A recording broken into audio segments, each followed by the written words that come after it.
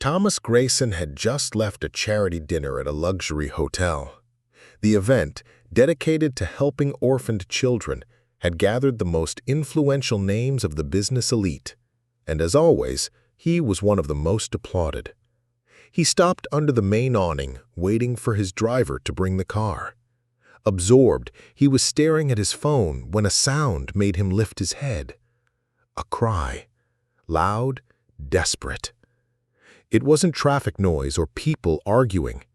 It was a baby, crying with raw pain, impossible to ignore. The sound came from an alley next to the building, dark and narrow, between two soot-stained walls. Thomas looked around. No one else seemed to hear it. No one seemed to care. Without thinking, he crossed the wet sidewalk and stepped into the alley. The scene hit him like a punch. A woman knelt on a soaked piece of cardboard, shielding a baby from the cold and rain with her own body. Her wet clothes clung to her skin. Her arms trembled, and the child in her arms cried so hard it sounded like he might choke. Thomas took a step forward, heart racing. "Elena." She slowly lifted her face. Her eyes, filled with rain and pain, recognized him instantly. Thomas felt his world collapse. It was her, the waitress he had shared a passionate romance with a year earlier, the strong, sweet woman who had made him smile like he hadn't since childhood, the orphan who grew up in shelters and dreamed of becoming a nurse, the only person who had seen the man behind the billionaire, and the woman he had ghosted. No explanation, no message, not even the courage to say goodbye.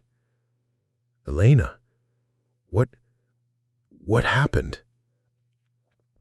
She looked away and pulled the baby closer to her chest. The little one coughed, struggling to breathe. Even drenched, surrounded by luxury every day, Thomas had never felt so small. "This baby, is he my son?" Elena said nothing, but the child's eyes, light-colored, identical to his, screamed the answer she didn't have to say. Thomas knelt beside her without hesitation, the freezing sidewalk soaking his expensive pants. He took off his jacket and covered her with it. "You can't stay here. Come with me." Fearing for her son's health, Elena reluctantly accepted help from the man who had abandoned her. Inside the limousine, the silence was unbearable. Elena stared out the window, eyes fixed on something far away. The baby slept but still sniffled like he had cried for hours.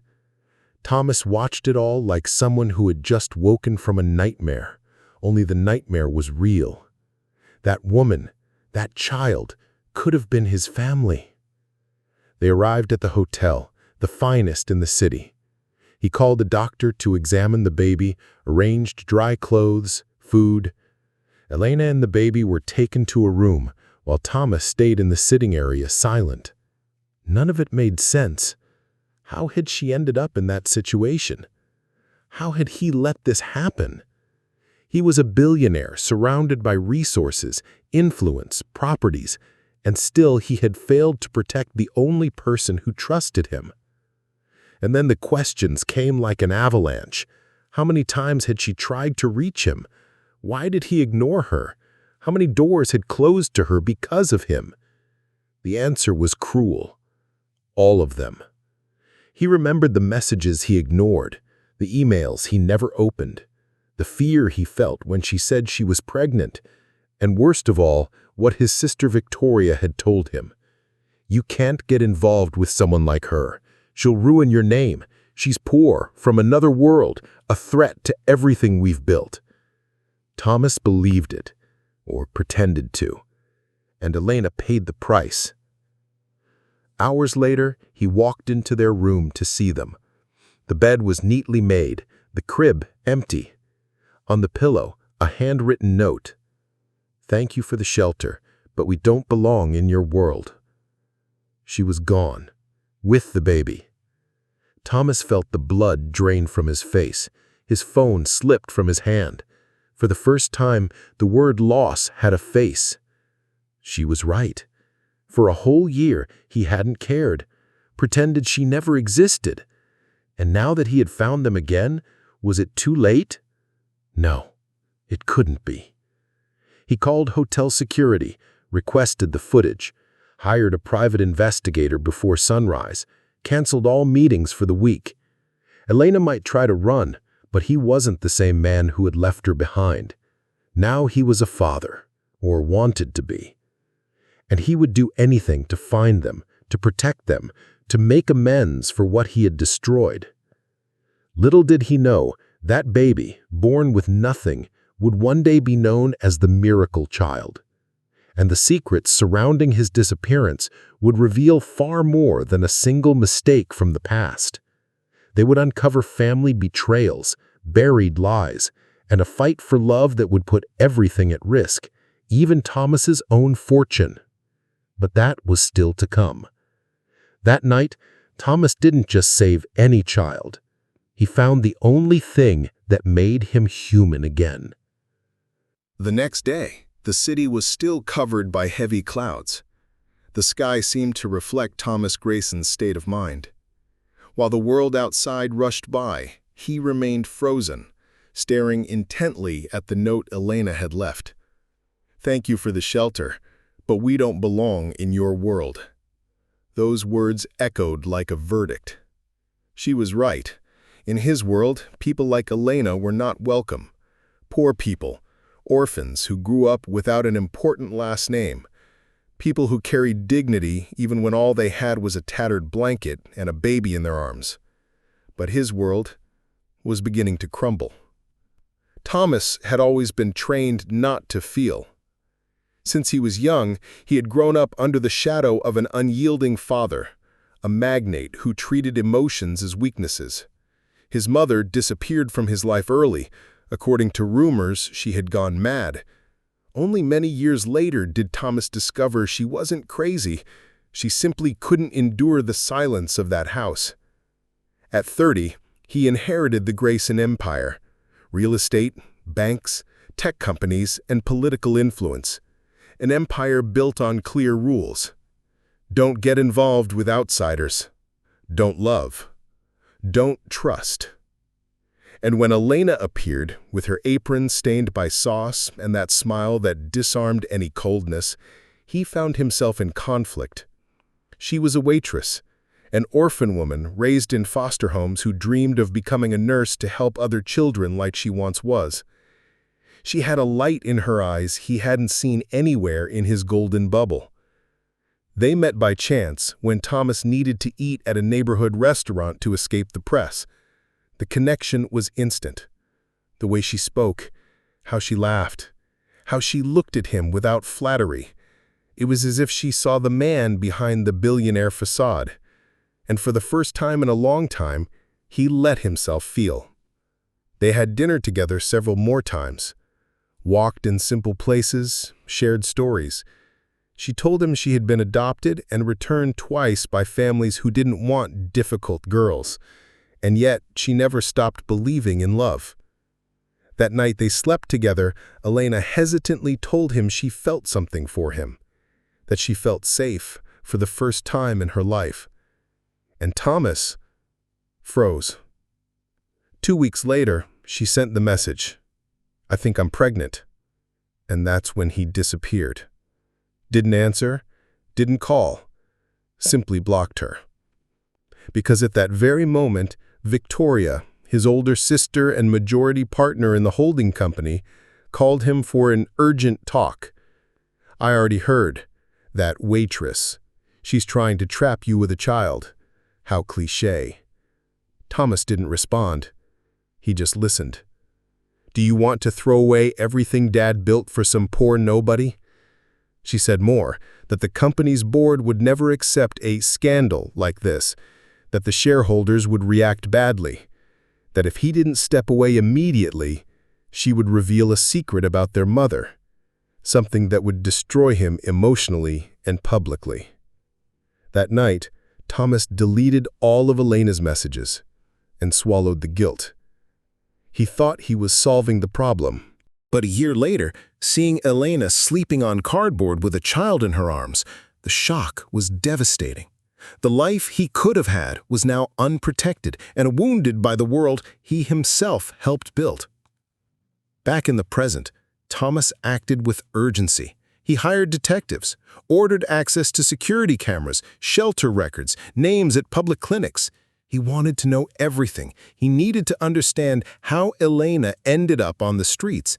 He wanted to know about the baby, if it was his, if it was healthy, if it had been registered. In one of these searches, he discovered something that changed everything.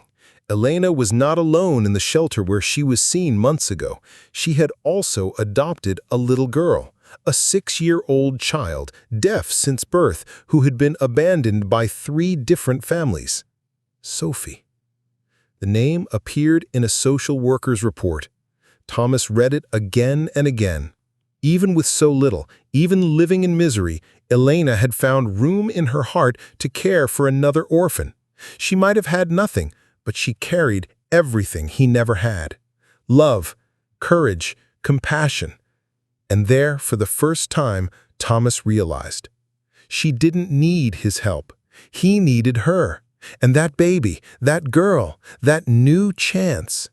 In the following days, the search intensified. Elena seemed to have disappeared off the map, but then a lead. She had been seen at a shelter on the outskirts, with one child in her arms and another holding her hand.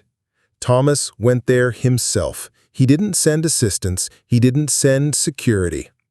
Upon arrival, he was met with suspicion. Those living on the margins don't easily trust men in suits who promise help. But a volunteer recognized him from an old news report and decided to talk. She was here for a short time. She said the place was safe, but she didn't want to be a burden. She left at dawn with the children. Alone? Alone. Thomas returned to the car, his heart tight. Time was against him, and the pain of having left her to suffer without support consumed him like fire. He looked up at the cloudy sky and murmured, "If I find you, I promise to never fail again." Little did he know, the reunion would come with more truths than he expected, that Elena held secrets about what happened that year, and that the battle to rebuild that family would be harder than he ever imagined. But one thing was certain, the miracle had begun. Thomas had no idea that by trying to rescue Elena and the baby, he would be about to face his greatest battle. Not against the world outside, but against the ghosts within his own home. Since discovering Elena and the children's whereabouts, his life had turned into chaos. The press was already speculating, and his name was linked to a woman who, to many, was just a homeless waitress. But Thomas knew the truth. And that truth came with a price.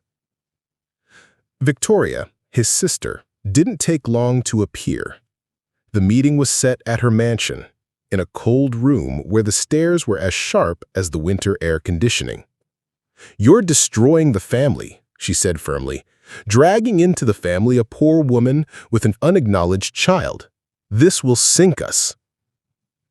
"I won't let you destroy what I'm trying to save," Thomas replied, voice steady though his heart raced. "Elena is the mother of my child, and I will protect them." Victoria smiled, but it was not a smile of affection. "You don't know what you're doing. If I reveal all the secrets, this could ruin you," Victoria said. Thomas felt the weight of the threat. He knew Victoria spoke of the past, the Grayson family's dark history, truths always kept secret to protect the empire. But he was determined not to be intimidated. Meanwhile, Elena battled the ghosts of her own past.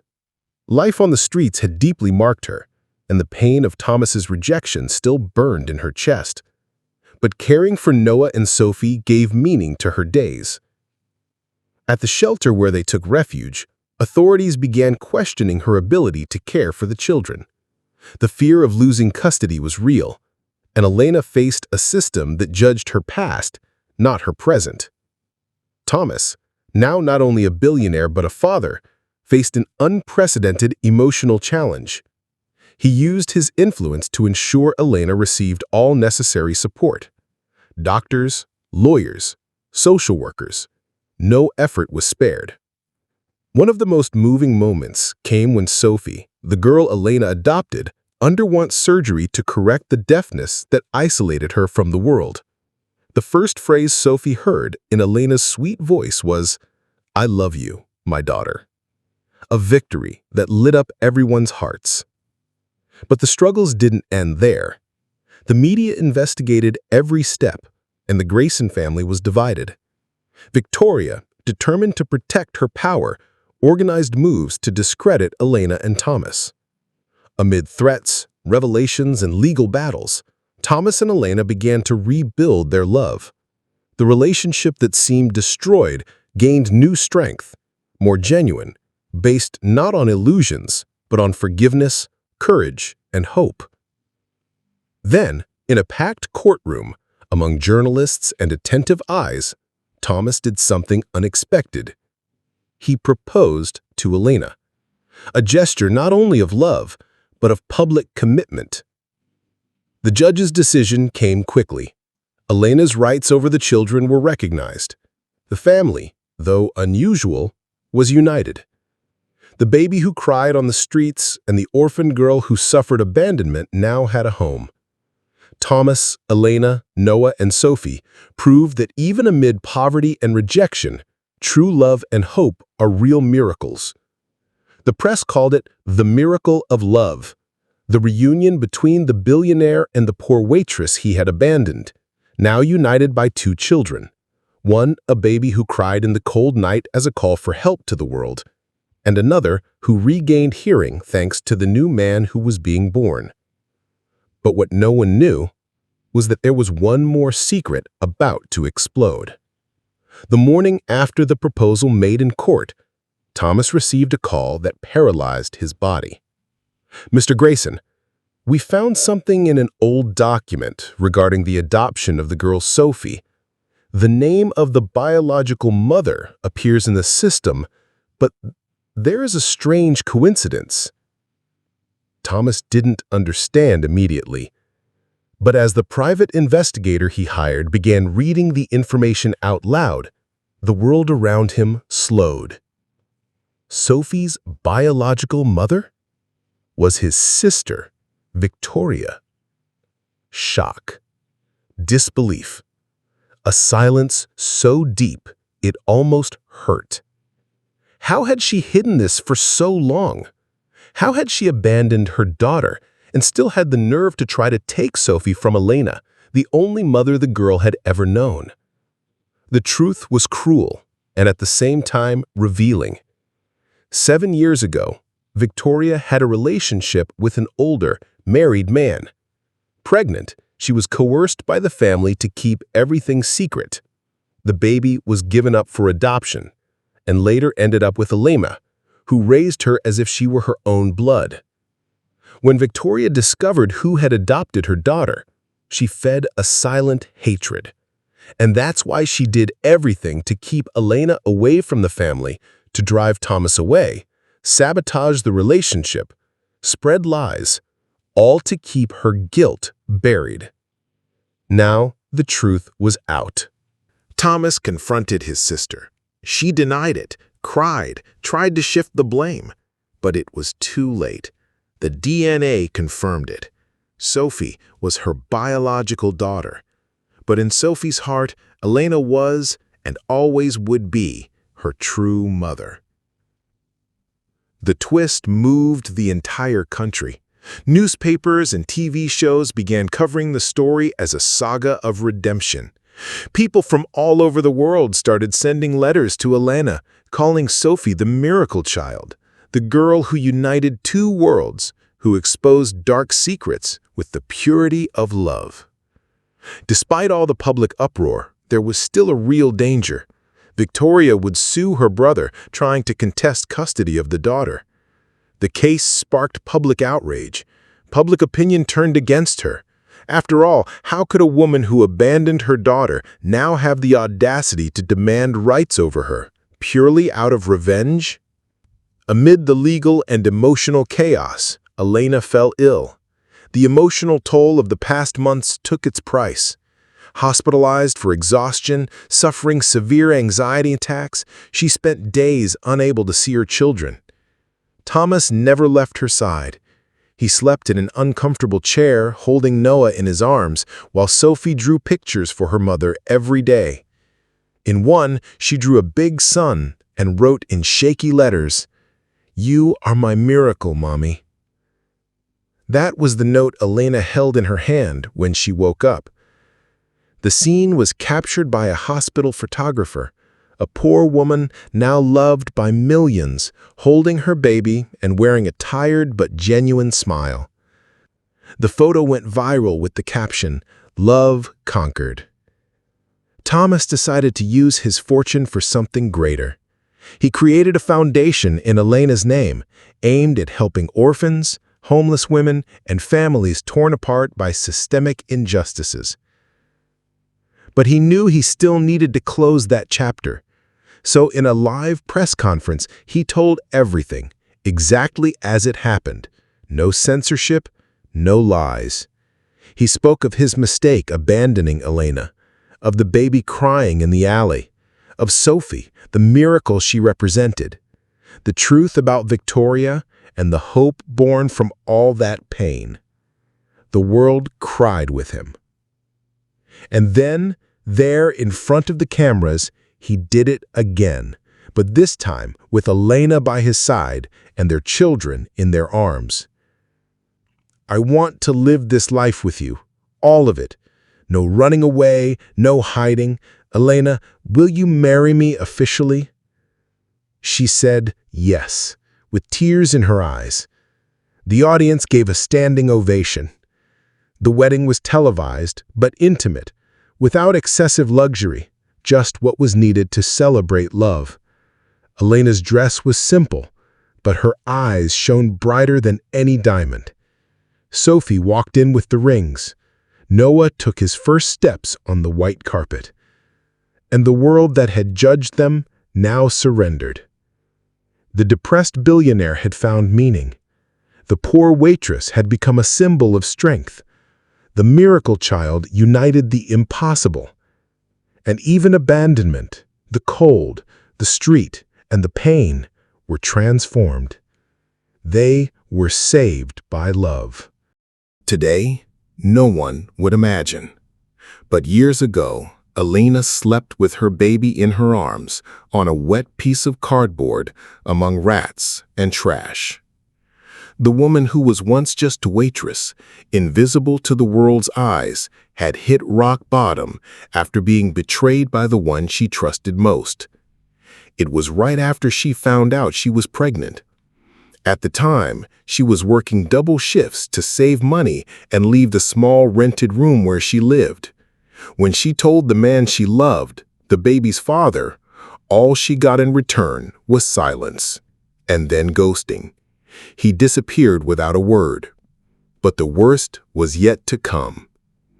The owner of the restaurant where she worked, driven by jealousy and prejudice, spread rumors that Elena was trying to trap an important client with a pregnancy.